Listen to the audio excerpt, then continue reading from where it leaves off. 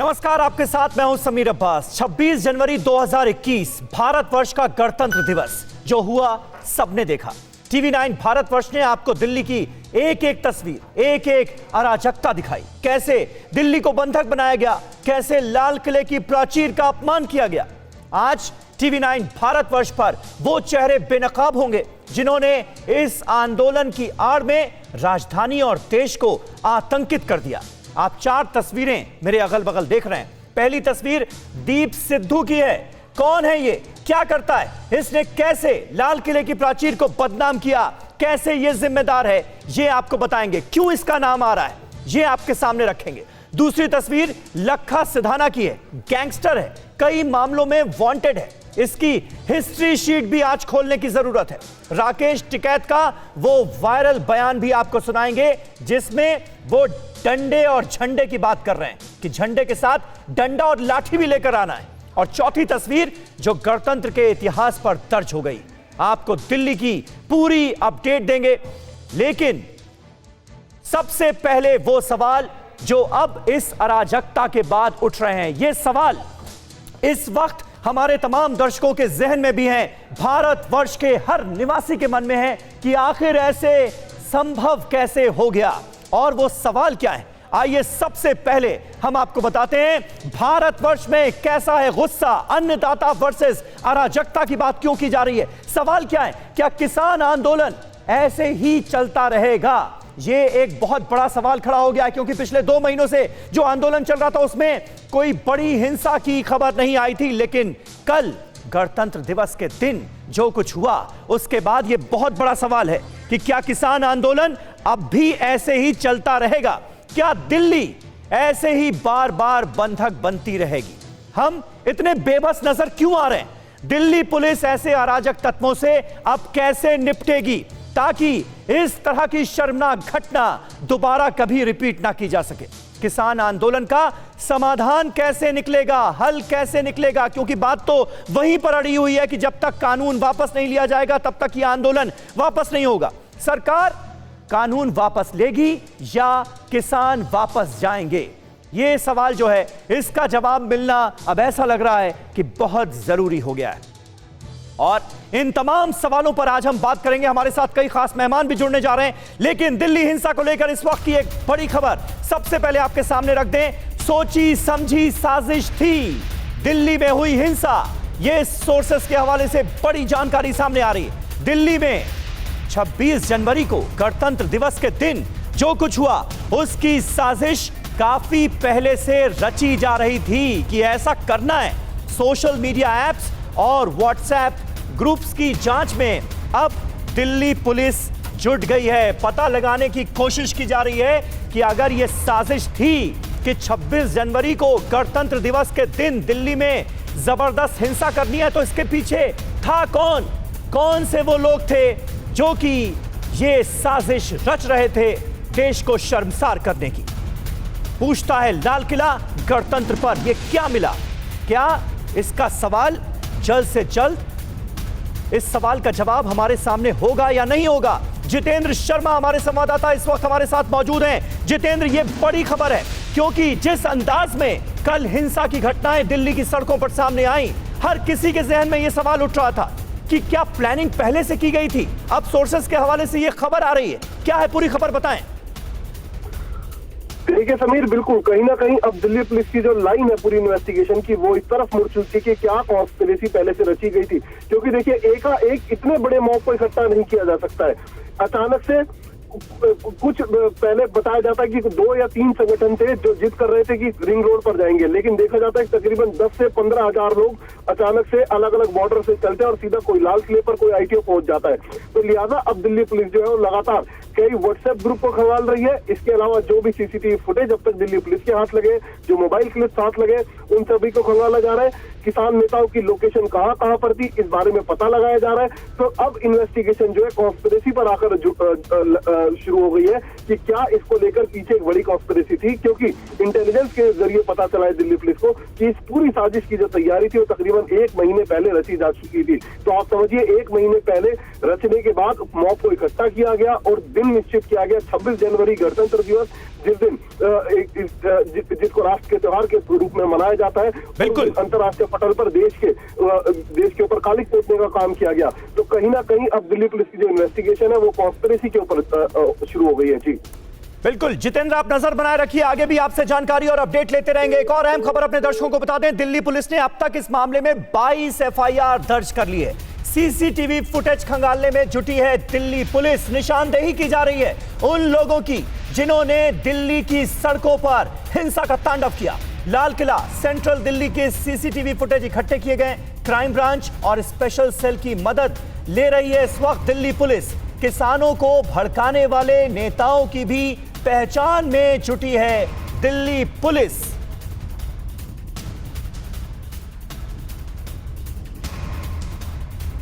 और अब उस शख्स की बात जिसे लाल किले पर जो कुछ भी हुआ उसका विलेन बताया जा रहा है। इसका नाम क्या है? नाम है दीप सिद्धू। इसी के उकसावे पर भीड़ लाल किले की तरफ गई, लाल किले पर चढ़ी और धार्मिक झंडा फहरा दिया। दीप सिद्धू ने एक वीडियो जारी किया और कहा कि विरोध दर्ज कराने के लिए झंडा लगाया गया। यानी सफाई का जो वीडियो दीप सिद्धू की तरफ से जारी किया गया है, आप गौर से देखिएगा तो आपको साफ नजर आएगा कि दीप सिद्धू ये मान रहा है कि ये सब उसकी और उसके भड़काए गए लोगों की करतूत थी, लेकिन कह रहा है कि भावनाओं में बह गए लोग। सुनिए दीप सिद्धू को। जो हमारे किसान जथेबंदियां या हमारे लोग हैं, उन्होंने चारों तरफ से वो बॉर्डर, एक ऑब्स्टैकल जो वहाँ बैरिकेड की हुई थी, बैरिकेडिंग, उसको तोड़ के आगे बढ़े, उसको तोड़कर आगे बढ़े और वो सब जैसे हम सब रेड फोर्ट की लाल किले की तरफ चले गए। जब रेड फोर्ट की तरफ गए तो एक सिंबॉलिकली अपना रोष, अपना प्रोटेस्ट, अपना विरोध दर्ज करवाने के लिए जो नए कृषि कानून बने हैं उसको दर्ज करवाने के लिए हमने वहाँ निशान साहब भी लगाया, हमने किसान झंडा भी हमारा लगाया, किसान मजदूर एकता का नारा भी बुलंद किया।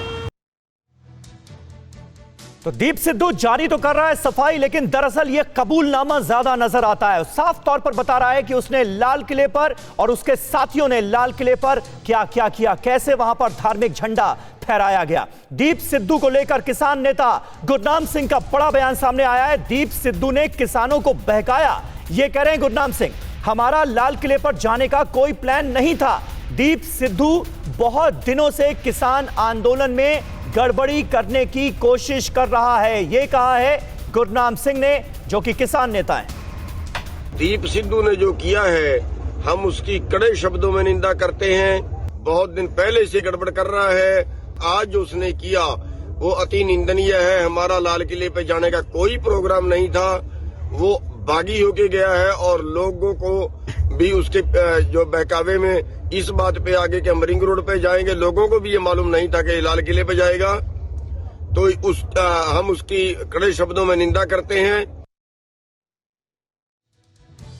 और इस वक्त हमारे साथ तमाम खास मेहमान मौजूद हैं। सबसे पहले अब उनसे आपका तारुफ करा दें। घनश्याम तिवारी हमारे साथ मौजूद हैं, समाजवादी पार्टी के नेशनल स्पोक्स पर्सन हैं। साधना भारती हमारे साथ जुड़ रही हैं, प्रवक्ता हैं कांग्रेस पार्टी की।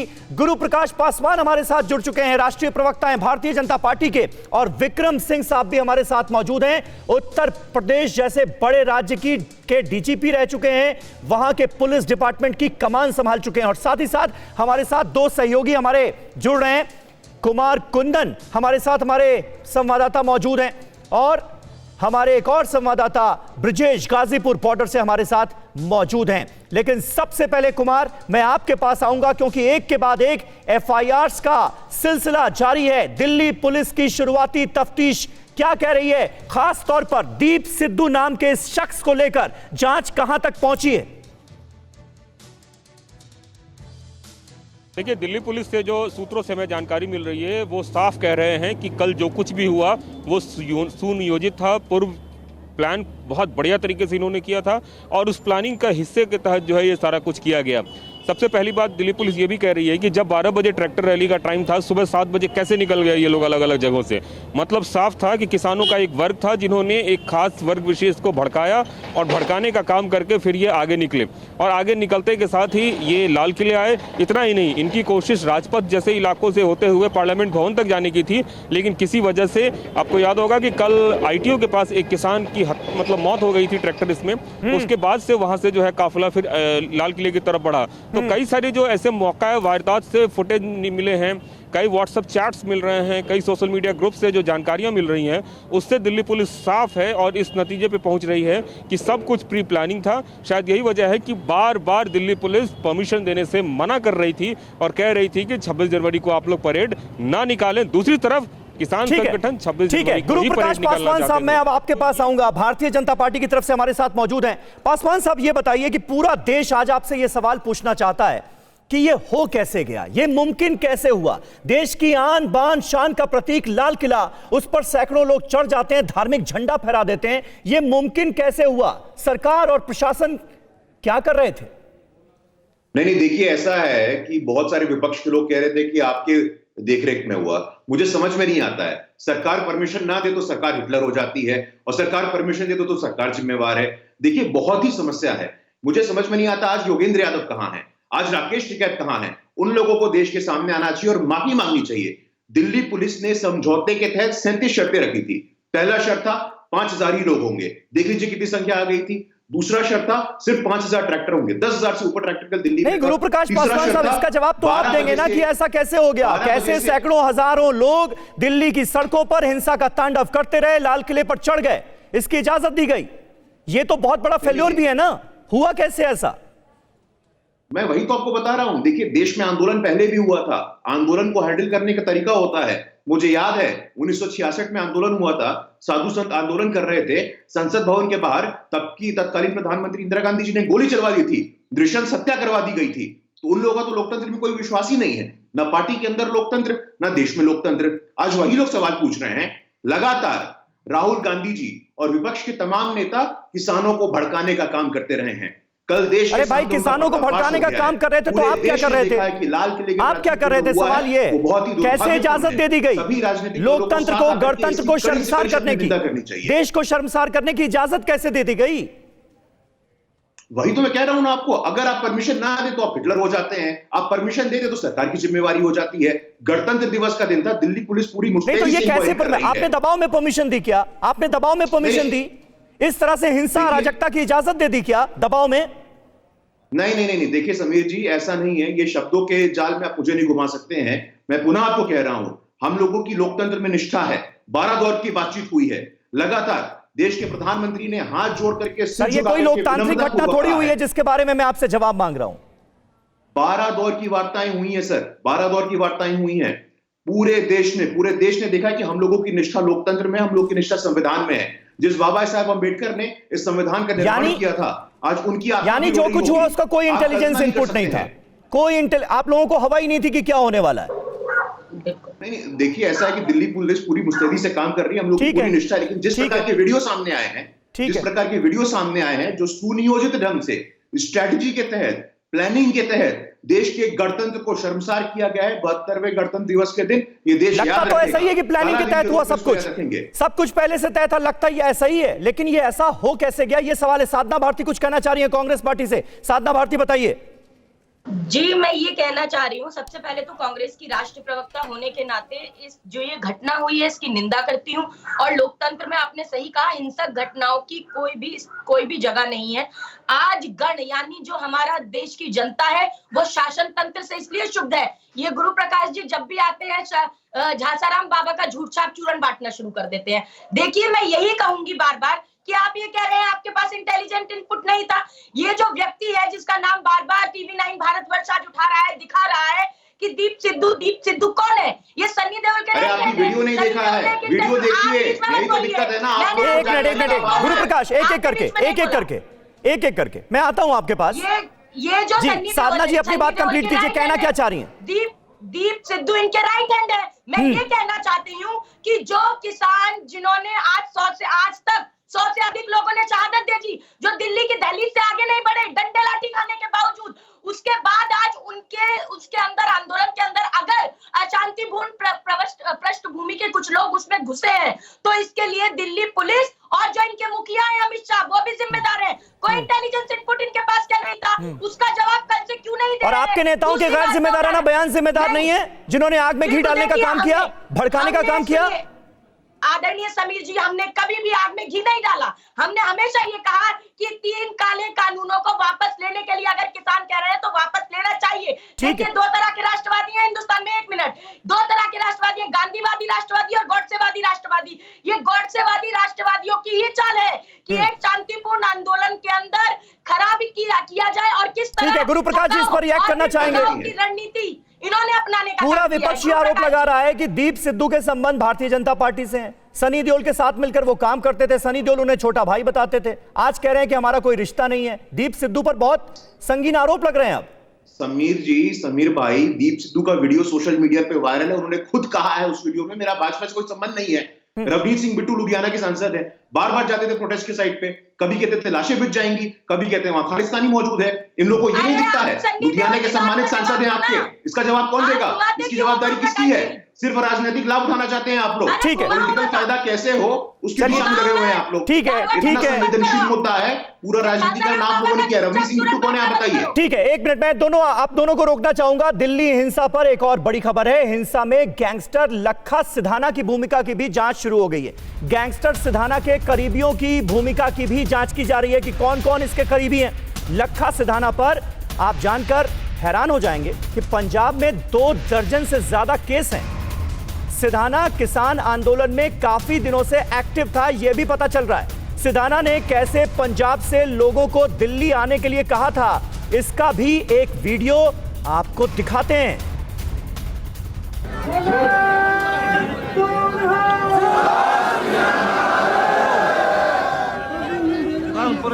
ਇਹ ਜਿਹੜਾ ਮਸਲਾ ਭਰਾਵੋ ਇਹ ਕਈ ਵਾਰੀ ਆਪਾਂ ਸੋਚ ਲੈਂਦੇ ਹਾਂ ਕੱਲੇ ਕਿਸਾਨਾਂ ਦੇ ਮਸਲੇ ਨੇ, ਕੱਲੇ ਮਜ਼ਦੂਰਾਂ ਦੇ ਮਸਲੇ ਨੇ। ਇਹ ਹਰ ਘਰ ਦਾ ਮਸਲਾ ਹੈ, ਹਰ ਚੁੱਲ੍ਹੇ ਦਾ ਮਸਲਾ ਹੈ, ਸਾਡੀ ਰੋਟੀ ਦਾ ਮਸਲਾ ਭਰਾਵੋ।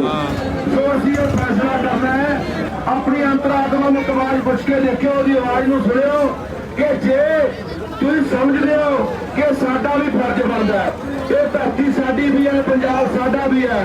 ਅਸੀਂ ਆਪਣੀਆਂ ਆਉਣ ਵਾਲੀਆਂ ਨਸਲਾਂ ਨੂੰ ਕਿਵੇਂ ਬਚਾਉਣਾ, ਉਹਨਾਂ ਦੇ ਵਜੂਦ ਨੂੰ ਕਿਵੇਂ ਬਚਾਉਣਾ, ਉਹਨਾਂ ਦੀਆਂ ਪੀੜ੍ਹੀਆਂ ਨੂੰ ਕਿਵੇਂ ਬਚਾਉਣਾ। ਤਾਂ ਉਸ ਦਿਨ ਮੈਨੂੰ ਲੱਗਦਾ ਕਿ ਹਰ ਘਰ ਦਾ ਇਨਸਾਨ, ਚਾਹੇ ਉਹ ਮਜ਼ਦੂਰ ਹੈ, ਚਾਹੇ ਕਿਸਾਨ ਹੈ, ਚਾਹੇ ਮੁਲਾਜ਼ਮ ਹੈ, नौजवान है, बुजुर्ग है, वो हर इंसान का वो दिल्ली पहुंचूगा। तो ये लखा सिधाना जो कि किसान आंदोलन में अगवा बनता हुआ नजर आ रहा है और लोगों को मोबिलाइज करने की कोशिश 26 जनवरी के लिए, गणतंत्र दिवस के लिए कैसे कर रहा था ये आपने देखा। लेकिन इसकी हिस्ट्री शीट आज हम खोलेंगे। लखा सिधाना की हिस्ट्री शीट आपको दिखाते हैं। गैंगस्टर के तौर पर जाना जाता है, एक नहीं कई केसेस इसके खिलाफ पंजाब में दर्ज हैं और ये केसेस कोई मामूली नहीं है। कौन कौन से केसेस हैं वो जरा हम आपके सामने रखने की कोशिश करते हैं।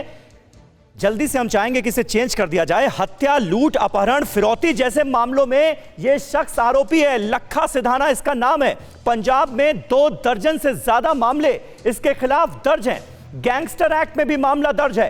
कई मामलों में यह शख्स जेल भी जा चुका है, सलाखों के पीछे भी रह चुका है। पंजाब में ही 2 दर्जन से ज्यादा मामले दर्ज हैं। गैंगस्टर एक्ट में इसके खिलाफ मामला दर्ज है, यानी नामी हिस्ट्री शीटर आप इसे कह सकते हैं। कई मामलों में यह जेल की हवा खा चुका है। सबूत ना मिलने या गवाह ना होने पर इसकी रिहाई होती रही। किसान आंदोलन में यह काफी एक्टिव रहा।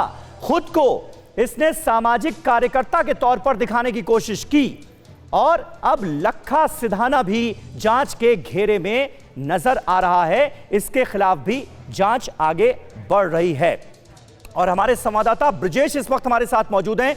ब्रजेश, आपसे जानना चाहेंगे, एक तो पुलिस की जांच और दूसरी तरफ किसान आंदोलन तो अभी भी जारी है। किसान नेता अब क्या तय कर रहे हैं? 26 जनवरी को गणतंत्र दिवस के दिन देश शर्मसार हो गया, जो कुछ हुआ उसके बाद भी क्या यह किसान आंदोलन चलता रहेगा?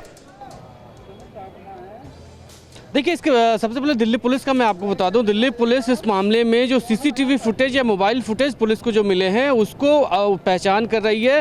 फेस रिकॉग्नाइजेशन जो सॉफ्टवेयर होता है उसके माध्यम से लोगों की शिनाख्त की जाएगी कि आखिरकार वो कौन कौन लोग थे जिन्होंने हिंसा की। जहाँ तक किसानों की बात है, किसानों का साफ यही कहना है, जो फिलहाल चूंकि मैं गाजीपुर बॉर्डर पे हूँ, राकेश टिकैत के नेतृत्व में यहाँ के किसान कल निकले थे।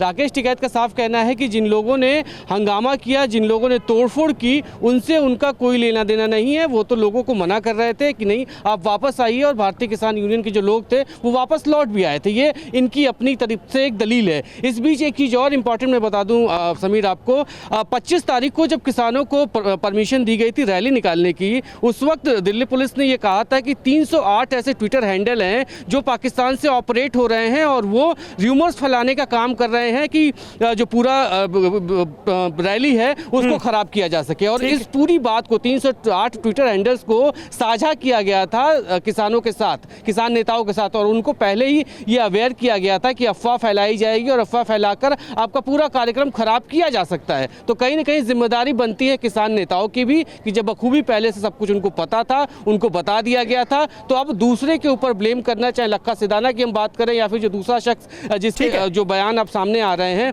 उन पर, कि उनका उनसे कोई लेना देना नहीं, कहीं ना कहीं अपनी जिम्मेदारी से पीछे हटने वाली बात भी कह सकते हैं। ठीक है। घनश्याम तिवारी हमारे साथ मौजूद हैं, समाजवादी पार्टी के नेता हैं। घनश्याम तिवारी साहब, इतना कुछ हो गया और अखिलेश यादव ने यह कहा कि जो कुछ भी हुआ उसके लिए भाजपा ही कसूरवार है, भाजपा नैतिक जिम्मेदारी लेते हुए तीनों केंद्रीय कृषि कानूनों को रद्द करे। ये राजनीतिक बयानों का ही सिलसिला जारी रहेगा या आप लोग ये भी मांग करेंगे कि गणतंत्र को, भारतीय गणतंत्र को जिन लोगों ने शर्मसार किया है, दागदार किया है अपनी हरकतों से, वो लोग सलाखों के पीछे पहुंचे फौरन?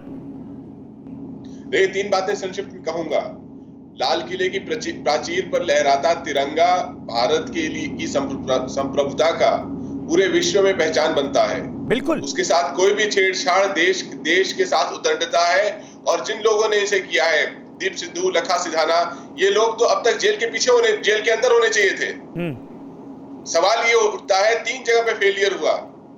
एक प्रोटेस्ट 6 महीने से चल रहा है, 60 दिन से किसान बॉर्डर पर बैठे हुए हैं, 60 से अधिक किसानों की मृत्यु हुई है और सरकार बिल्कुल अक्षम रही है उनसे बात करने में, प्रोटेस्ट को, प्रदर्शन को, इस मामले को सुलझाने में। पहली बात।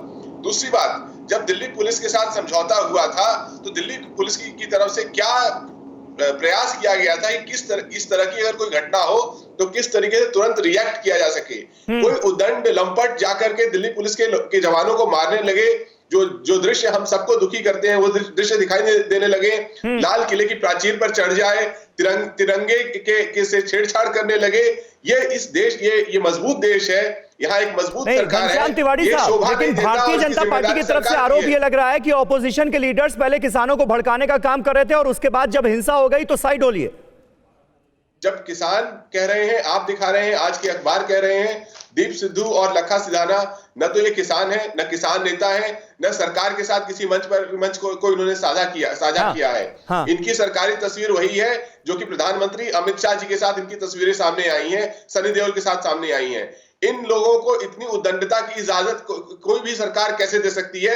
ये जिम्मेदारी सरासर सरकार की है। गुरु प्रकाश पासवान जी, जवाब दीजिए। ये दीप सिद्धू पर मामला आकर रुक रहा है, फंस रहा है। दीप सिद्धू, जिसको आप भी ये कह रहे हैं कि नहीं भारतीय जनता पार्टी से, सनी देओल से उनका कोई संपर्क नहीं है, कोई रिश्ता नहीं है। सवाल ये नहीं है, सवाल ये है कि जो शख्स ये मान रहा है कि वो और उसके लोग लाल किले पर पहुंचे थे, धार्मिक झंडा लहराया था, वो अब तक आजाद कैसे घूम रहा है?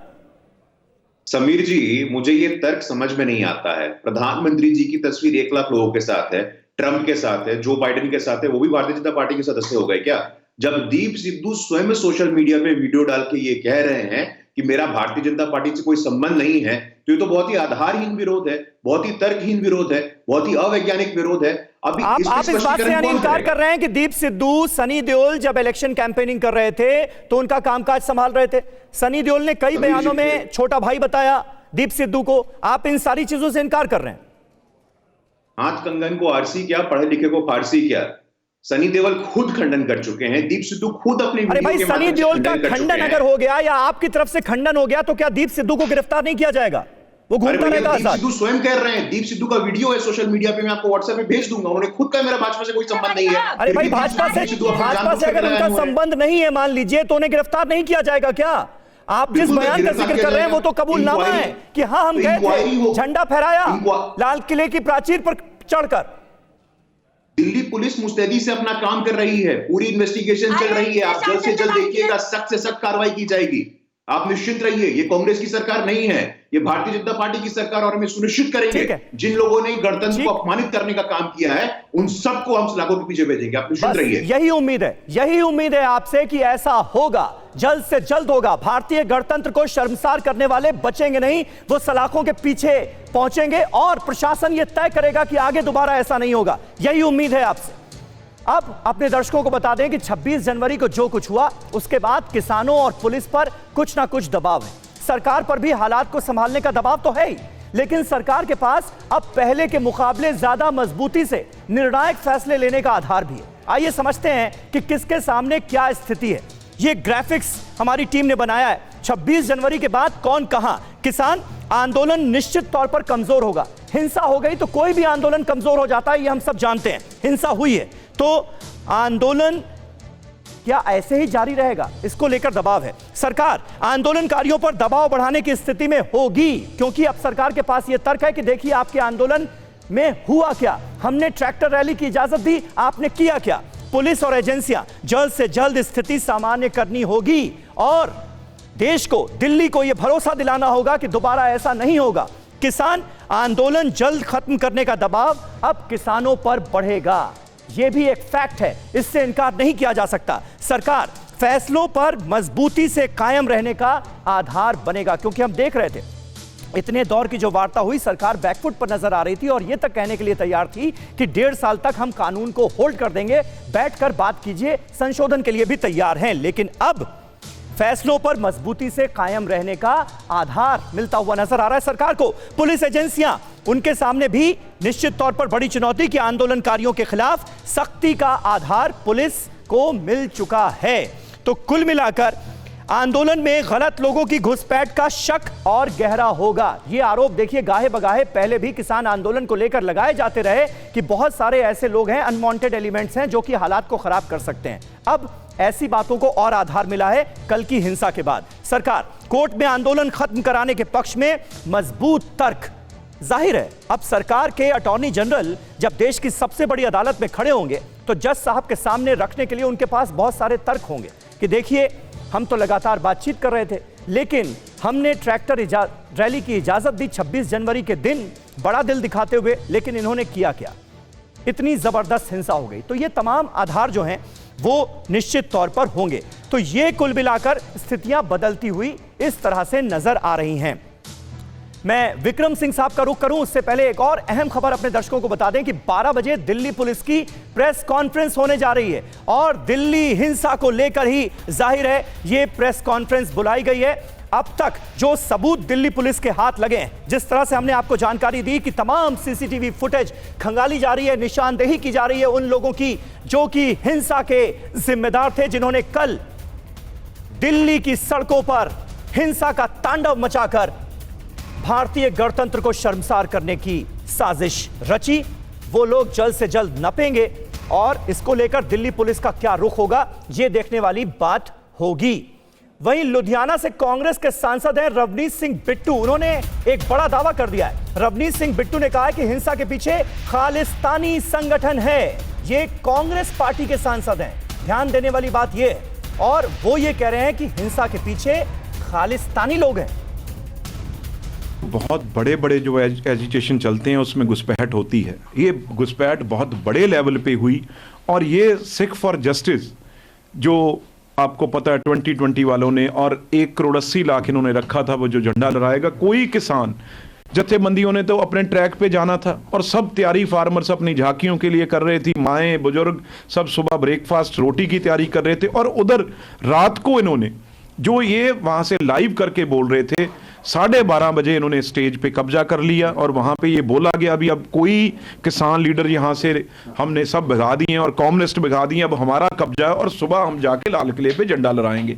वो काम जो एक नाम है मैं नाम लेना नहीं चाहता, लेकिन वो एक बड़ा छोटा सा नाम है, दीप सिद्धू, जो एक नाम है, उसके सैकड़ों उसके लोग थे जो 2020 वाले रेफरेंडम वाले, उन्होंने ये काम किसानों को बदनाम करने के लिए, किसानों का एजिटेशन बदनाम करने के लिए किया है।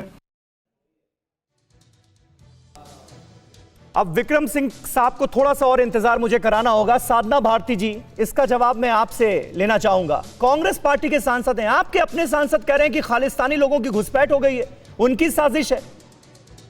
अरे जब मैं आपसे ये पूछती हूँ, आप ही के चैनलों के माध्यम से, जब हम ये तक देख रहे हैं कि लखा सिधाना जैसे गैंगस्टर थे और एक आईटीओ पर एक किसान भी शहीद हुआ, पहले तो जांच होनी चाहिए इसके पीछे एजेंडा क्या था और ये किसान आंदोलनों में कैसे। अरे साधना भारती जी, आपकी पूरी की पूरी पार्टी बीजेपी के उन नेताओं के पीछे पड़ गई जो ये कहते थे कि इस आंदोलन के पीछे खालिस्तानी भी हैं। पूरी की पूरी पार्टी आपके पीछे, उनके उन नेताओं के पीछे पड़ी रही, और अब आपके सांसद कह रहे हैं तो आप उसको जस्टिफाई कर रही हैं। कोई एक स्टैंड होगा ना आपकी पार्टी का। नहीं, मैं जस्टिफाई कुछ नहीं कर रही हूँ, मैं सिर्फ आपके सामने एक तथ्य रख रही हूँ।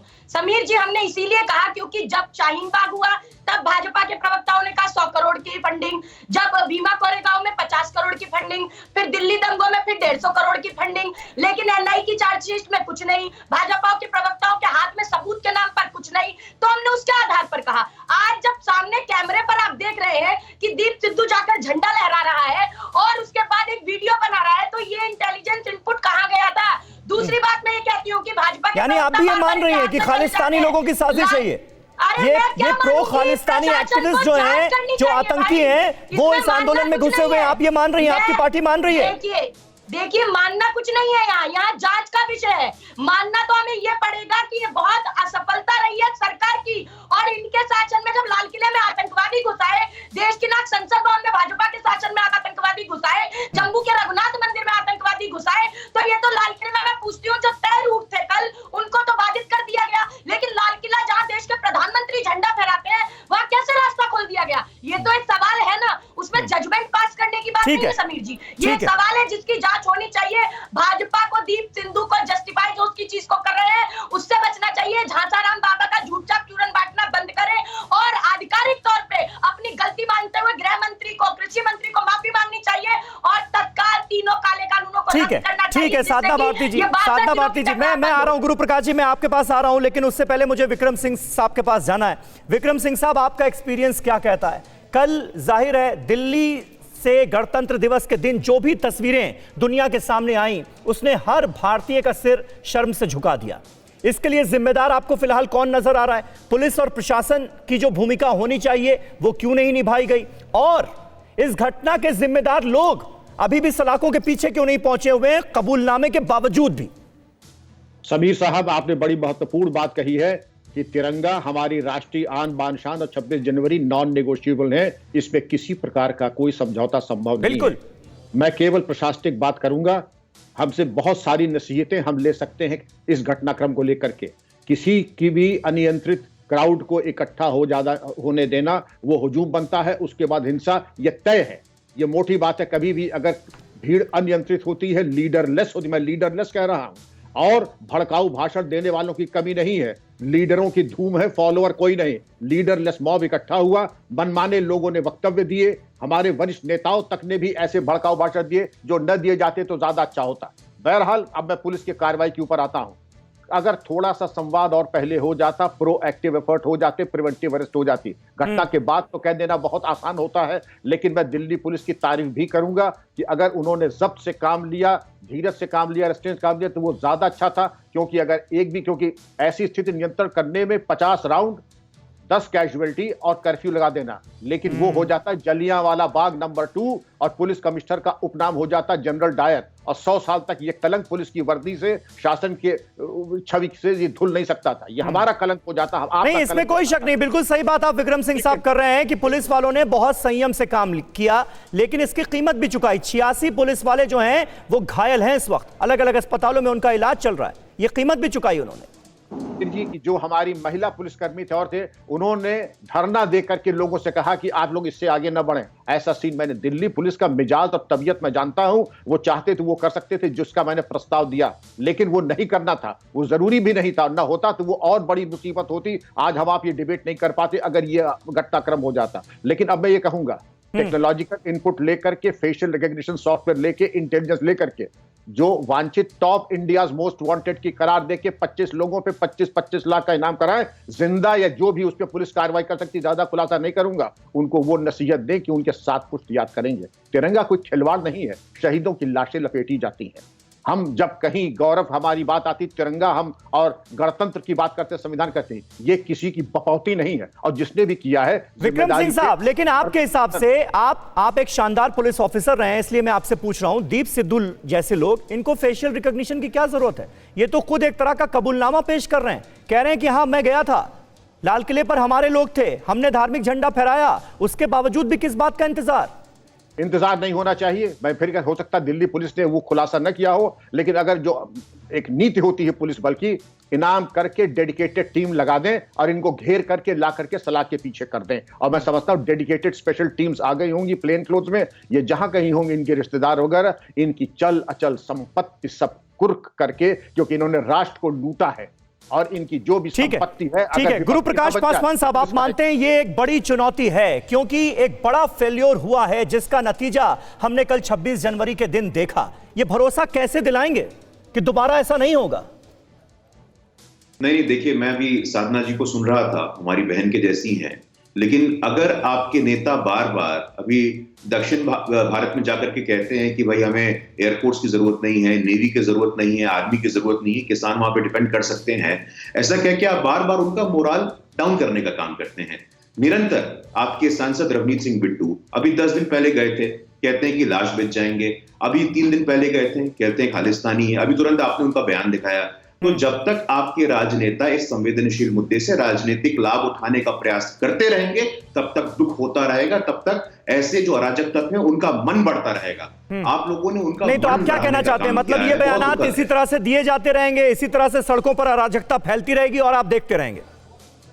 देखिए, समय की बात है, आप देखिएगा 2 से 3 दिन के अंदर, ये पुरानी सरकार नहीं है, ये पुरानी सरकार नहीं है। अब देखिए, मैं बीच में नहीं बोल रहा था साधना जी, मैं बीच में हस्तक्षेप नहीं कर रहा था, लेकिन आपका संकट समझ सकता हूँ। ठीक है, एक मिनट साधना जी, ऐसे नहीं, बीच में नहीं।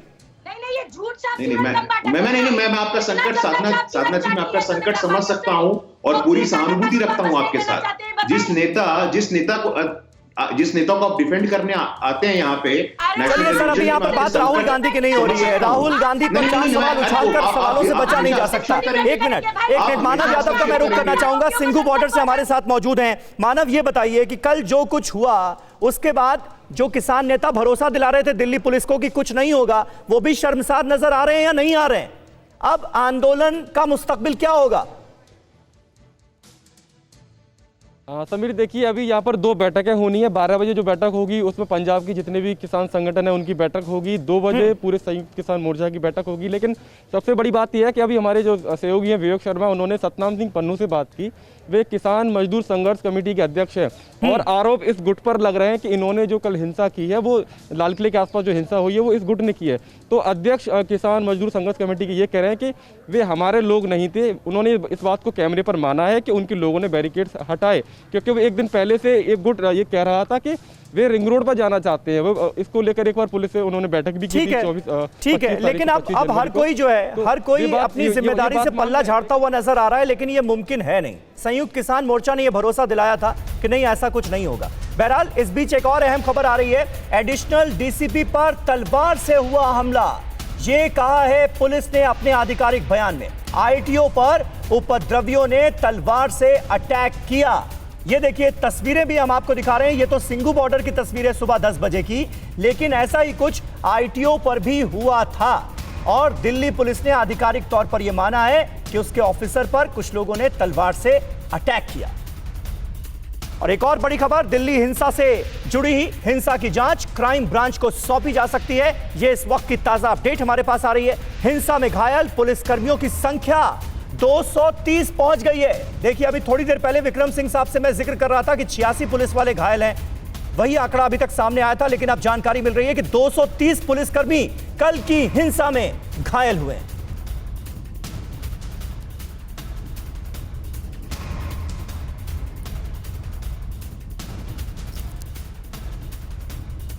घायल पुलिसकर्मियों की संख्या 230 तक पहुंच गई। हिंसा का जो तांडव कल दिल्ली की सड़कों पर हुआ, उसके लिए कौन जिम्मेदार है और जिम्मेदार जो भी है वो जल्द से जल्द सलाखों के पीछे कब पहुंचेगा, ये सवाल आज दिल्ली पुलिस की प्रेस कॉन्फ्रेंस में भी पूछे जाएंगे, जो आज दोपहर 12 बजे होगी। बहुत बहुत शुक्रिया आप सभी का हमारे साथ इस बातचीत में जुड़ने के लिए।